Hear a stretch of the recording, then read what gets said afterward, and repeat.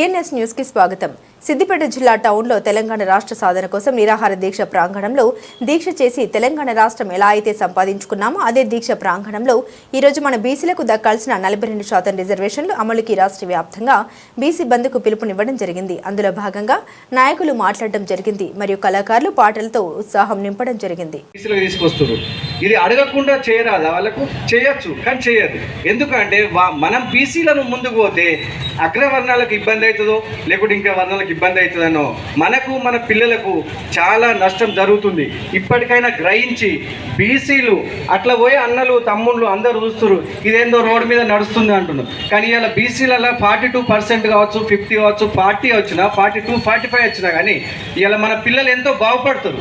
అది మీరు అందరు గ్రహించి ఈ వేదిక దగ్గరికి వచ్చి ఈ నల్లకండను ధరించి ఉద్యమానికి మీ అందరి సహకారము ఎల్లవేళలో ఉండాలి. తెలంగాణ కోసం మనం కొట్లాడలేదా? కొట్లాడినాం. ఇదే వేదిక మీద కూడా నేను కూర్చున్నాం, కానీ ఏం చేయలే. ఇలా 42% అనే వరకు ఒక నాయకుడు పోయి కోర్టులో పోయిండు, అది అది కొట్టేసింది. సుప్రీంకోర్టు పోయిరు, కొట్టేసిరు. మరి ఈడబ్ల్యూసీ ఎట్లా సుప్రీంకోర్టు సమర్థించింది? మరి ఈడబ్ల్యూసీలో లేని వాళ్ళకి బీసీలకు కూడా రిజర్వేషన్ కల్పించాలి కదా. మరి ఎందుకు కల్పించలేదు? ఇది ఎందుకు అడగలేదు నాయకుడు? ప్రతి పార్టీలో ప్రతి నాయకుడు ఉన్నాడు, బీసీ నాయకుడు ఉన్నారు.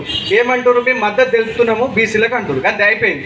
అన్ని పార్టీలు మద్దతు తెలిపినాక ఇలా ఎందుకు హక్కు పొందలేకపోతున్నాం, ఎందుకు మోసపోగలుగుతున్నాం మనం అని ఇక్కడ ఉన్న నాయకులు కావచ్చు, బయట ఉన్న మనలు కావచ్చు, బీసీలు అందరూ గ్రహించి ఉద్యమాన్ని ఎక్కువ కొనసాగించి బీసీల ఐక్యతను సాధించి 42% రిజర్వేషన్ ఖచ్చితంగా పొందడానికి అన్ని అవసరాలు మనము రాజకీయ నాయకులు కావచ్చు, నాయకులను కావచ్చు, అన్ని కులాలను కావచ్చు, కుల సంఘాలను కావచ్చు దగ్గర తీసుకొని ఇది ఖచ్చితంగా ఇట్లుంటుంది.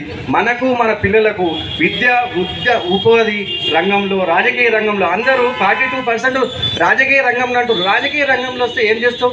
ఒక 5 ఏళ్ళు పరిపాలిస్తావు. 5 ఏళ్ళు పరిపాలించినాక నువ్వు 5 ఏళ్ళు పరిపాలించినప్పుడు నమస్తే అన్న అంటారు. నువ్వు దిగిపోయినాక ఫోన్ తీరేవాడు అయిపోయింది అంటారు 110. అదే నువ్వు రాజ్యాంగంలో ఎట్లా అంటే రాజ్యాంగ పరిధిలో నువ్వు హక్కులు పొందితే ప్రతి దానిలో మనకు రిజర్వేషన్లో హక్కులు ఉంటాయి. దానివల్ల విద్య ఉపాధి కావచ్చు, ఇతర రంగాలలో కావచ్చు, మనకు కొన్ని హక్కులు సాధించుకోగలుగుతాం. ఈ 4-5 ఏళ్ళ పదవుల కోసం కొట్లాడద్దు. శాశ్వతంగా రాజ్యాంగం రాసినప్పుడు ఇలా ఇన్ని సంవత్సరాలైనా రాజ్యాంగాన్ని ఫాలో అవుతున్నాం మనం. అంటే అంత స్ట్రాంగ్ ఉన్నది కాబట్టి ఏ ఉద్యమం చేసినా స్ట్రాంగ్ ఉండాలి. తెలంగాణ ఉద్యమం స్ట్రాంగ్ ఉన్నాం, సాధించాం. ఇలా